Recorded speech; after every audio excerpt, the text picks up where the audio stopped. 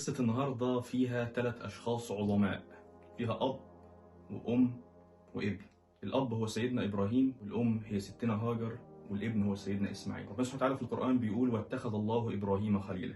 سيدنا إبراهيم لما ربنا سبحانه وتعالى رزقه بإسماعيل علق قلب إبراهيم بإسماعيل، وربنا سبحانه وتعالى قال فيه: اتخذ الله إبراهيم خليلا، يعني الخلة معناها أن يتخلل حب الإله، حب ربنا سبحانه وتعالى بداخل المحبوب، فلا يوجد معه حب سواه، وده مفهوم الخلة. فسيدنا إبراهيم كان قلبه كله ما فيهوش غير حب ربنا سبحانه وتعالى، ولما رزق الولد رزق بإسماعيل أدخل في الخلة دي حب إسماعيل. ربنا سبحانه وتعالى بيعلمنا درس عملي تطبيقي مع سيدنا إبراهيم وسيدنا إسماعيل في التخلي والقدرة على الترك وإزاي نفك التعلق. العلوم كتيرة جدا جدا بتتكلم عنها، ولكن لما بنيجي نطبق بيبقى فيه لسه سنة، أو بتنفع ناس وما بتنفعش ناس. ربنا سبحانه وتعالى بيأمر سيدنا إبراهيم، بيخليه يشوف رؤية وبيقص الرؤية دي على ابنه، بيقول له: إني أرى في المنام أني أذبحك. المفاجأة هنا إن سيدنا إسماعيل بيقول له: يا أبا تفعل ما تؤمر. ستنا هاجر وهي شايفة المشهد، أنا عايز حضراتكم كل أم وكل أب يتخيل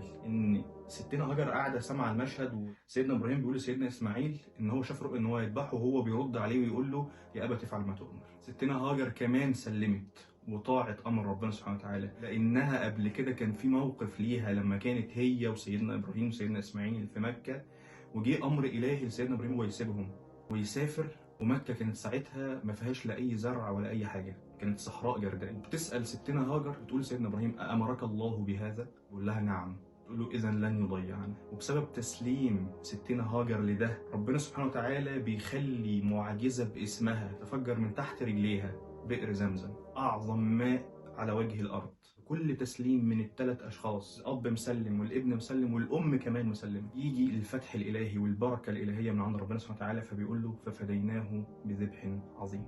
وهي دي نتائج التسليم التام لربنا سبحانه وتعالى. كل ده بيحصل تحت لتصنع على عين.